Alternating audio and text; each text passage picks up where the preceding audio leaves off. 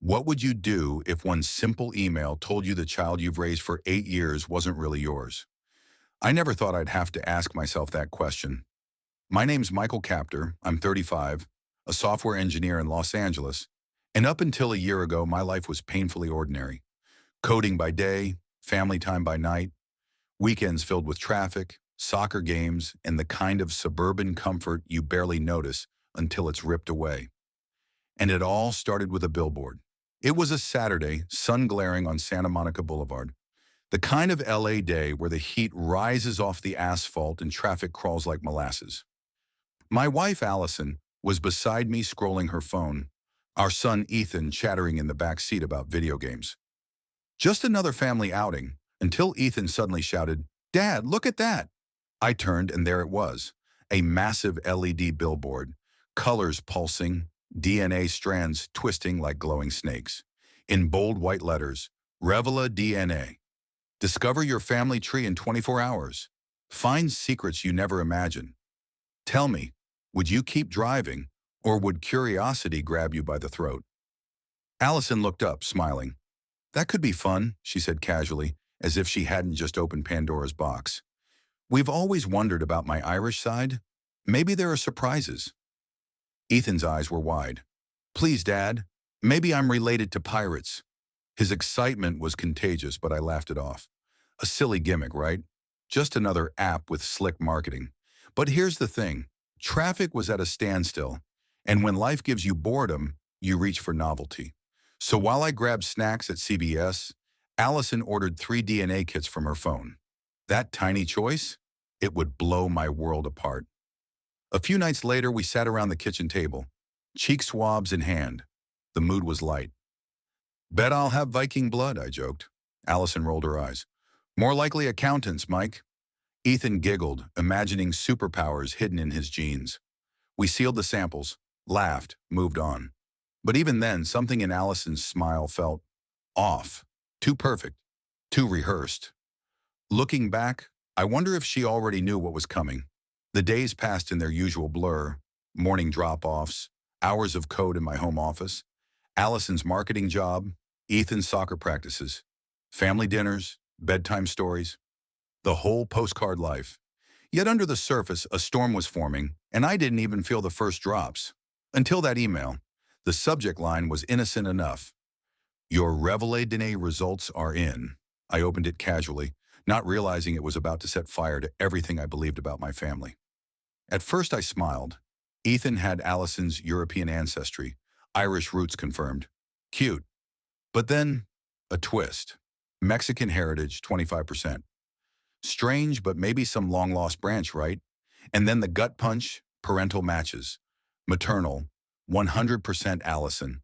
Paternal, 0% me. 0%. My chest went cold, my fingers numb as I refreshed the page again and again, praying for a glitch. But no, the results didn't change. Ethan wasn't mine. That night I sat alone in the dim glow of our Pasadena living room, the San Gabriel Mountains black against the sky outside. The silence was suffocating. Every memory flashed like broken glass. Our wedding, vacations, Ethan's first steps. All of it now poisoned by one brutal question. If not me, then who? And why hadn't Allison ever told me? I should have confronted her immediately. But fear silenced me. I told myself maybe it was a lab error, maybe nothing. Yet deep down, I knew. This wasn't the end of the story. It was just the first crack in a dam that was about to burst. And trust me, what came next made this revelation look almost tame. Have you ever opened an email thinking it would be routine, only to feel the ground drop out from under you? That was me one Tuesday evening, sitting in my Pasadena home office, the glow of 2 monitors reflecting lines of half-finished code. The ping of a new message was nothing unusual, but this subject line froze me. Your Revela DNA results are ready. I clicked, expecting trivia. Heritage maps, quirky percentages, something Ethan could brag about at school. For a moment, that's exactly what it was. Allison's Irish roots? Check. A swirl of European ancestry? No surprise, but then an anomaly. 25% Mexican heritage, plain as day. My brow furrowed. Neither of us had ever mentioned Mexican roots. Weird. Maybe some forgotten relative? But then I scrolled lower, to the section no father ever wants to read. Parental matches. Allison. Confirmed. Me. 0%. Not low confidence. Not possible discrepancy. Just an unflinching zero. My heart pounded, so loud I swear I could hear it over the hum of my office fan. I refreshed the page. Again and again. No change. My son, my boy, the one I'd rocked to sleep, taught to ride a bike, cheered for at soccer games, wasn't mine.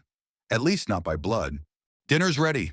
Allison's voice rang from the kitchen, cheerful, oblivious. I stared at the screen, bile rising in my throat, before closing the laptop. My legs carried me to the table on autopilot. Ethan was beaming, telling us about his science fair project, his laughter bubbling through the air. Allison poured herself a glass of wine, eyes sparkling as she teased him. And me? I sat there chewing food that tasted like ash, watching the two of them as if through glass. When Ethan finally drifted upstairs, I took my chance. Did you see the DNA results? I asked, voice deliberately calm. Allison looked up, her smile faltering just a fraction. Yeah, she said quickly. Cool, right? Ethan's got some unexpected heritage, I pressed. It says I'm not his dad. The words hung between us like smoke. For a heartbeat, something flickered across her face. Fear? Panic? Then she laughed, sharp and brittle. Oh, come on, Mike. Those tests mess up all the time. It's probably a glitch. Too fast. Too rehearsed. That night I lay awake beside her, moonlight spilling across the sheets. Allison's breathing was steady, almost peaceful. Mine wasn't. My mind spun through 10 years of marriage, a decade of memories, anniversary dinners, late-night talks, Ethan's first steps, his first word. Could it all have been built in a lie? I told myself not to jump to conclusions. Labs made mistakes, right? The thought was a lifeline, flimsy but necessary. I needed certainty. I needed another test, one I couldn't dismiss. The next morning I dropped Ethan at school, his little backpack bouncing as he ran inside, and drove straight to Copa Vida, my go-to cafe. The smell of roasted coffee hit me, but even my favorite oat milk latte couldn't cut through the dread. I opened my laptop, fingers trembling as I searched DNA test accuracy, Reveille DNA error rates, trusted labs. One name stood out, 23andMe. Industry gold standard.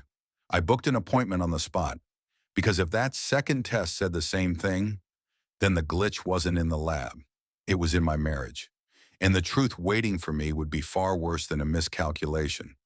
Imagine standing at the edge of a cliff, knowing the ground beneath you might give way.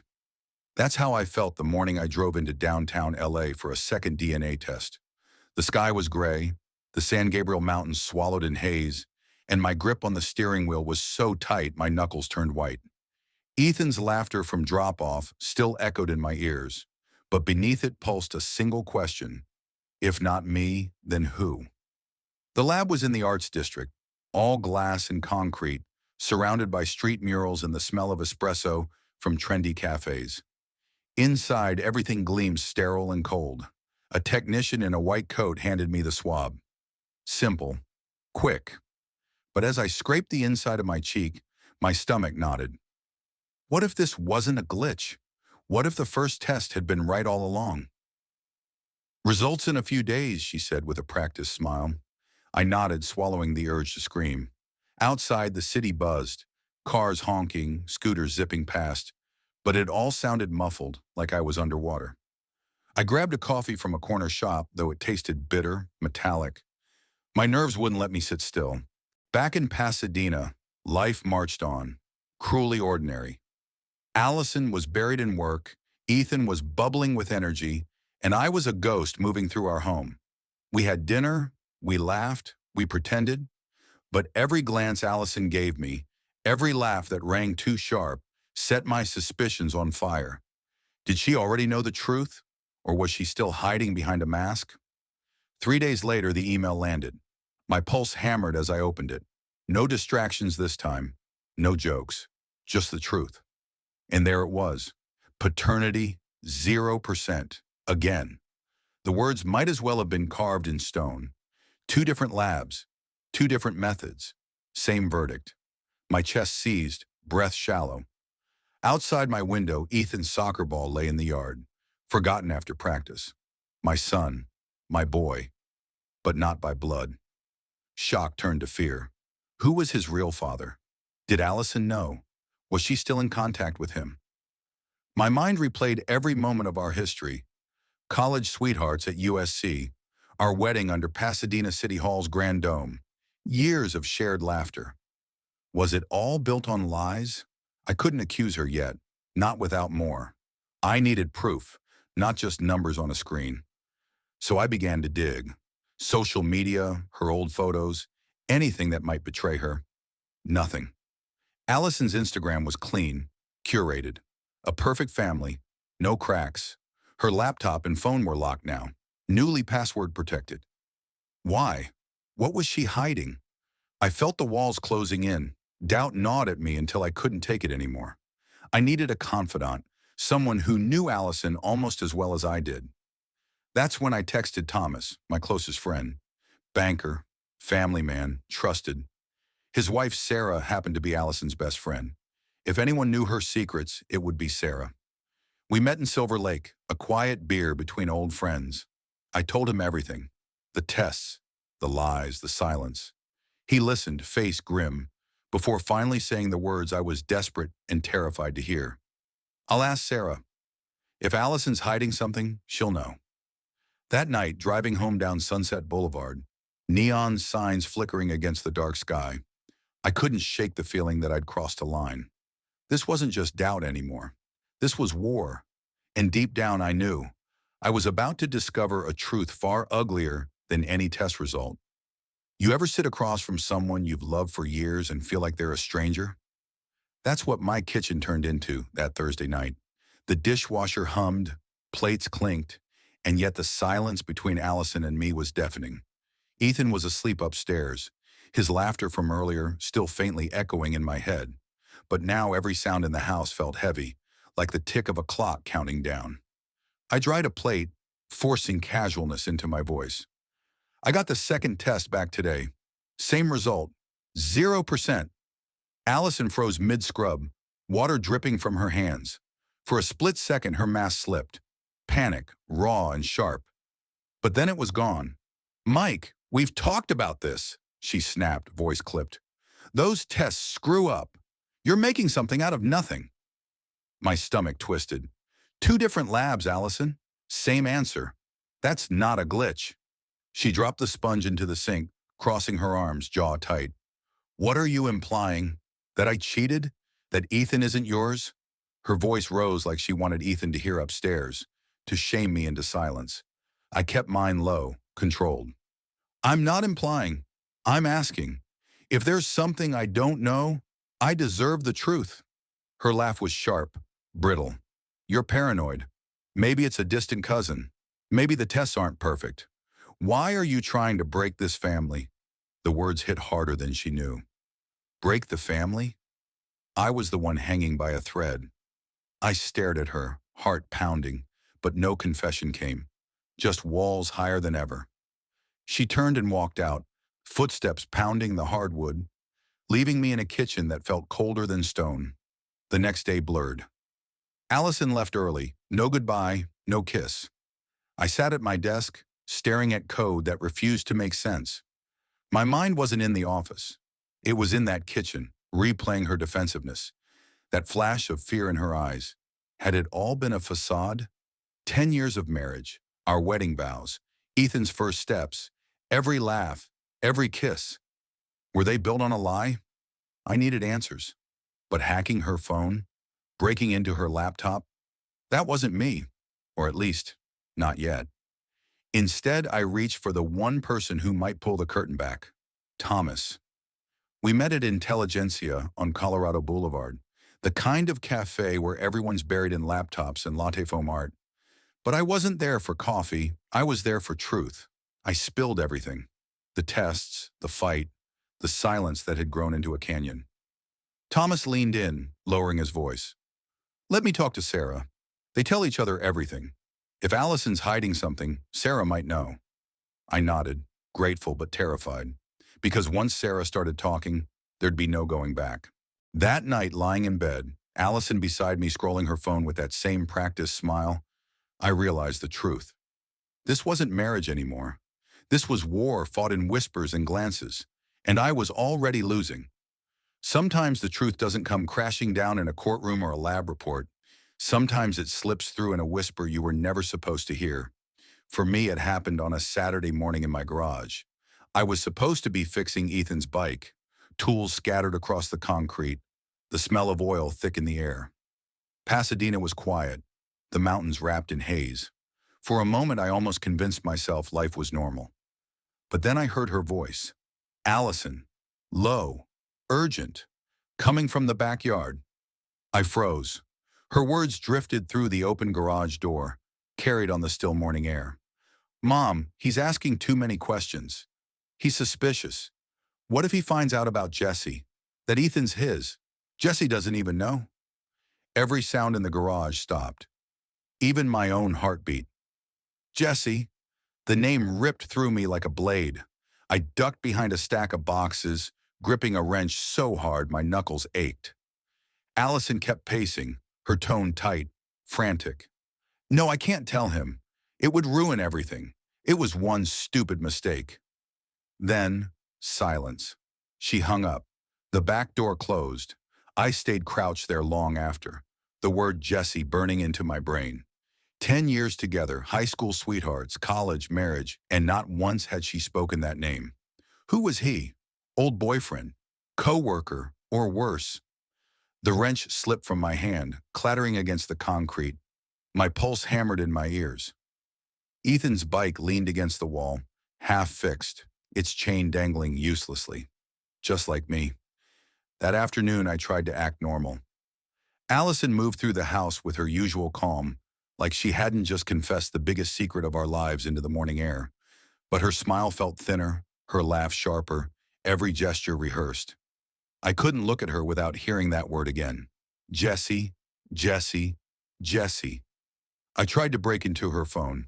New passcode, laptop, locked, desk drawers, nothing but bills and family photos, smiling faces that now felt like cruel jokes. Every dead end drove the knife deeper. She was hiding something, and she was good at it. I needed help. That night I met Thomas at a bar in Silver Lake. The black cat, dim lights, chatter, the clink of glasses. He leaned in as I told him everything. My voice low, raw. I heard her. On the phone. She said Ethan is Jesse's kid. Thomas's eyes widened, jaw tight. You're sure? I'd bet my life on it. He exhaled slowly. I'll ask Sarah. If Allison ever mentioned Jesse, Sarah would know. She can get it out of her. I nodded, gratitude laced with dread. Because if Sarah confirmed it, the mystery man in Allison's shadows wouldn't just be a name anymore. He'd be real. He'd be flesh and blood. And maybe he'd come for Ethan. Driving home, the city lights blurred outside my windshield. The streets of Pasadena, once familiar, now felt hostile. Every memory with Allison seemed poisoned. Every glance at Ethan broke me. Who was Jesse? And how long had he been haunting my marriage? Some secrets don't reveal themselves in screams. They bleed out in laughter, in a slip of the tongue, in a name spoken too casually. That's what happened the night Allison and I had dinner with Thomas and Sarah in Silver Lake. The evening looked normal, string lights glowing over their patio, grilled salmon on the table, wine glasses catching the flicker of candles. The air was warm, the kind of LA night where the city hums in the distance. But my focus was razor sharp. I wasn't there for food. I wasn't there for friendship. I was hunting the truth. Allison was radiant, laughing with Sarah, sipping Sauvignon Blanc like nothing in the world was wrong. Her mask was perfect. Too perfect. Thomas and I exchanged glances. Silent agreement. We were setting a trap. Conversation drifted through safe waters, work stress, Dodger scores, college memories. Then Thomas, smooth as a surgeon, slipped the knife. Hey, didn't you have some serious college boyfriend, Allison? What was his name? Jason? Jasper? Sarah giggled, the wine loosening her tongue. Oh, you mean Jessie. Jessie Rodriguez. Her big USC love story. Time stopped. My heart slammed in my chest. Allison's smile faltered, just for a second. That tiny crack in her armor was all I needed. Sarah, oblivious, kept going, her words tumbling out. Yeah, you guys were inseparable. Even after you and Mike started dating, you'd sneak off to meet him. I remember. Didn't he move to San Diego? Some consultant now, always in LA for work. Fancy hotel in West Hollywood. What's it called? The Standard. Each word was a dagger. Allison's face hardened, but Sarah was too tipsy to notice. I sat there, stone still, gripping my beer so hard the glass dug into my palm. Jesse wasn't just a ghost from her past. He was real. He was still here. Allison laughed, too loud, too bright. Oh, God, that was forever ago, she said, trying to wave it off. But her eyes betrayed her, quick glances at me, sharp and nervous, like a cornered animal. The meal limped forward after that, Allison steering conversation away, piling Sarah's plate with food, talking about a new client like her life depended on it. But the damage was done. The name was out. The mask had cracked. Later in the kitchen, Thomas pulled me aside, his voice low, urgent. That's him. Sarah said Allison never stopped seeing Jesse. Drinks when he's in town, coffee, catching up, but nothing about Ethan. Not yet. I nodded, my throat dry. Jesse Rodriguez, San Diego consultant, frequent trips to LA, always close, always within reach. Driving home down Sunset Boulevard, Allison sat beside me, staring out the window, her silence louder than any confession. Neon signs flickered against the glass, colors bleeding into the dark. My mind replayed Sarah's careless words, sneaking off, inseparable. The Standard. Was Allison still meeting him? Was Ethan the living proof of a secret she'd been carrying for nearly a decade? That night, lying awake in our bed, I realized the truth. I wasn't fighting shadows anymore. Jesse wasn't just a name. He was flesh. He was real. And he was standing right between me and my family. Some truths can't be buried under laughter or excuses. They claw their way out, no matter how hard you try to pretend. For me, it happened one Friday night in our Pasadena living room. The house was quiet, too quiet. Ethan was asleep upstairs, his room a fortress of Lego towers and soccer cleats. Allison sat curled on the couch, phone glowing in her hand, the flicker of a Netflix show dancing on her face. But I wasn't watching the screen. I was watching her. Every move, every breath. I grabbed the remote, killed the TV. The silence was a gunshot. Allison, I said, my voice steady but hard. We need to talk. Her head snapped up, eyes narrowing. What now, Mike? I leaned forward, locking eyes. I know about Jesse. The color drained from her face. She went pale, her phone slipping from her hand, landing silently on the cushion. For a moment she didn't move, didn't blink. Then she tried to laugh, but it came out broken. You're insane. You're making this up. I didn't flinch. 2 DNA tests say Ethan isn't mine. I heard you on the phone. You told your mom, and Sarah confirmed it. Jesse Rodriguez, your college boyfriend, the man you've been seeing when he's in LA. So I'll ask you once, is Ethan his? The words cracked the air like a whip. Allison's eyes welled. She shook her head, whispering, No, no. But then her voice broke, shattering. She buried her face in her hands. It was one time, Mike. One mistake. Years ago. I was drunk. We met for drinks at the Standard in West Hollywood. I didn't mean for it to happen. Her sobs filled the room, but they didn't soften me. They burned me.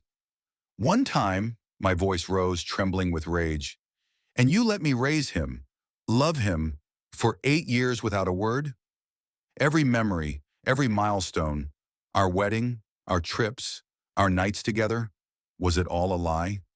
I was scared, she cried. I thought it would destroy us. I thought if I buried it, it would stay buried. I love you, Mike. I love our family. Love. The word was poison now. I stood, pacing, fists clenched. The hardwood creaked beneath my steps, the sound sharp in the suffocating silence. Does Jesse know? I demanded. Allison shook her head violently. eyes red and swollen. Number I never told him. He doesn't even know Ethan exists. That hit harder than anything else. The man whose blood ran through my son's veins, my son, was living free, clueless, while I carried the weight.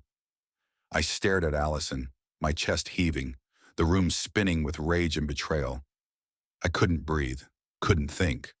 The walls of our home, once warm, now felt like a cage. I grabbed my keys. I can't look at you right now. Her sobs followed me as I walked out, slamming the door behind me. I drove aimlessly through Pasadena, past neon signs and quiet streets, the night pressing in.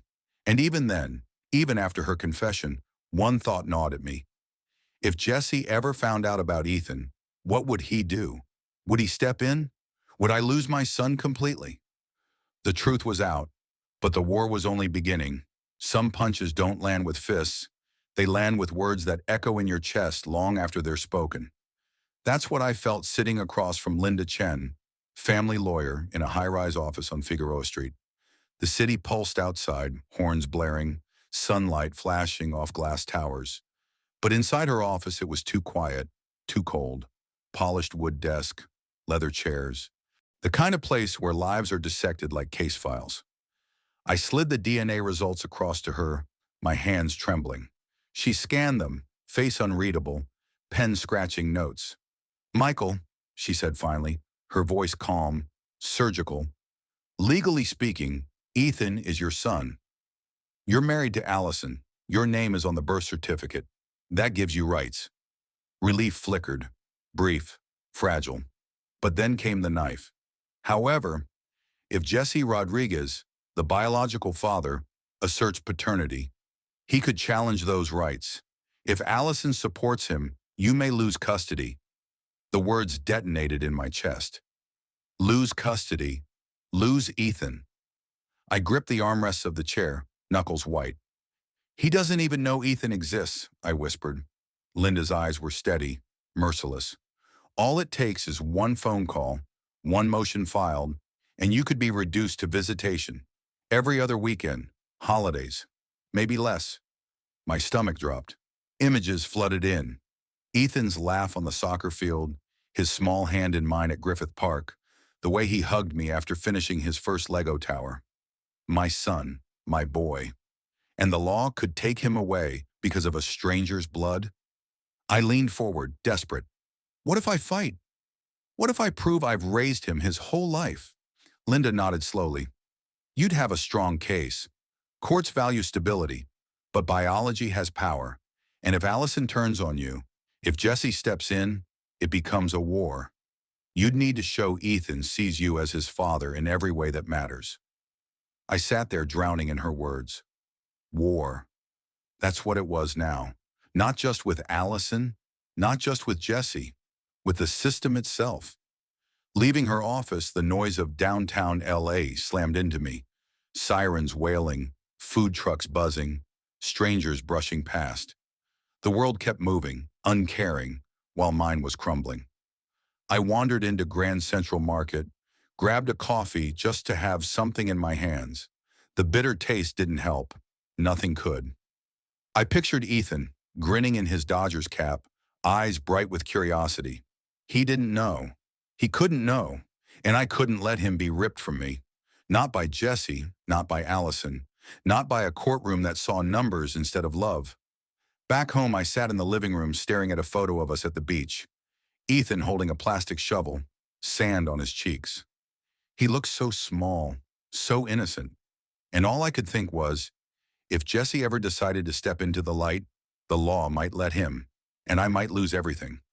Sometimes clarity doesn't come in courtrooms or law offices. Sometimes it comes on a hiking trail, with your child's laughter echoing in the air. That's where I found mine. At Griffith Park, on a Saturday morning, just me and Ethan. The sun was bright, the air buzzing with families and joggers, the Hollywood sign looming above like a watchful eye. Ethan wore his Dodgers cap, tilted slightly, the same one we'd bought at a game months earlier. He skipped ahead on the trail, backpack bouncing, his voice carrying back to me. "Dad, do you think aliens ever visit the observatory?" I laughed for the first time in days. Maybe, buddy. Maybe they come for the view. We climbed higher, his little legs working double time, his excitement unstoppable. And all the while, Linda Chen's words haunted me. Lose custody, reduced to weekends, holidays. The thought gnawed at me, every step heavier. But then Ethan turned, flashing that grin. The grin I'd seen since the day he was born. And for a heartbeat, the fear faded. On a shaded bench overlooking the city, we stopped for water. Ethan tore into a granola bar, crumbs sticking to his cheeks. "Dad, you're quiet," he said, tilting his head. "You okay?" I looked at him, my chest aching. "Just thinking, bud, about how much I love hanging out with you." He grinned, swinging his legs. "Love you too, Dad." The word hit me harder than any DNA result ever could. Dad, not Mike, not Mom's husband. Dad. And in that moment, I realized something that changed everything. It didn't matter what the lab said. It didn't matter whose blood flowed in his veins. I had been there for every scraped knee, every nightmare, every bedtime story. I was the one who taught him to ride a bike, who cheered him on at soccer, who listened to his wild theories about aliens and superheroes. That bond wasn't biology, it was love. But the fear lingered, a shadow I couldn't shake. What if a judge didn't see it that way? What if Jesse decided to claim him? Could I really lose the boy who called me Dad? As we hiked back down, the sun dipping lower, the city glowing beneath us, I made a silent vow. DNA might decide bloodlines, but I'd decide my family. I'd fight, with everything I had. Because no matter what Allison had done, no matter what Jesse didn't know, Ethan was mine. And I wasn't going to let anyone, law, biology, or betrayal, take him from me. The morning I walked into Los Angeles Superior Court, the air felt heavier than concrete. The courthouse loomed, gray and unflinching. The kind of building that doesn't care if it ruins your life. Allison sat across the aisle, pale, composed, avoiding my eyes. I sat with my lawyer, Linda Chen, my hands sweating through the file of evidence I'd memorized like scripture. And upstairs, Ethan was at school, oblivious to the fact that his whole world was on trial. The judge, stern and sharp-eyed, called the case. 10 years of marriage. One child. A DNA bombshell. My heart pounded in my ears as Linda rose, her voice steady, practiced. "Your Honor, Michael Captor has raised Ethan since birth. He is the child's father in every way that matters. Birth certificate, daily care, emotional bond. Biology does not erase fatherhood." Her words landed like lifelines, but the fear clung to me. What if it wasn't enough? Allison's lawyer stood, his voice cold. "Your Honor, there is evidence that Ethan is not biologically Mr. Captor's. The biological father, Jesse Rodriguez, has been identified. If he asserts his rights, custody may need to be reconsidered." My stomach turned to ice. I braced myself for the door to open, for Jesse to walk in and claim the boy I'd raised. My son. Then Allison rose. Her voice trembled, but the words hit harder than any gavel. "Your Honor, I've told Jesse. He doesn't want involvement. He has his own family. He said he trusts Michael to be Ethan's father." The courtroom tilted. My breath caught. Jesse didn't want him. My mind spun, relief and disbelief tangled into something raw, overwhelming. The judge nodded, scribbling notes. "Given the circumstances, custody will remain primarily with the mother, with visitation rights for the presumed father, Mr. Captor. Visitation, weekends, holidays, not perfect, but not gone. Ethan was still mine. The gavel struck, final and absolute. Divorce granted, custody settled, case closed. Walking out of the courthouse, sunlight blazed against the glass towers, warm but blinding. Allison walked ahead, shoulders hunched, carrying her own guilt. I didn't chase her. That part of my life was over. That afternoon, I picked Ethan up from school. He climbed into the car, smiling, holding up a messy art project. "Look, Dad," he said proudly. The word landed like salvation. We drove to Echo Park, baseball gear in the trunk. The field buzzed with families, kids shouting, gloves snapping. I tossed him the ball. He swung, missed, laughed, tried again. "You'll get it, bud," I said, heart swelling with every attempt. As the sun dipped low, Painting the sky orange over the lake, I sat back and watched him chase the ball, his Dodgers cap too big for his head, and it hit me crystal clear. DNA determines blood, but love determines family, and I would fight for mine until my last breath.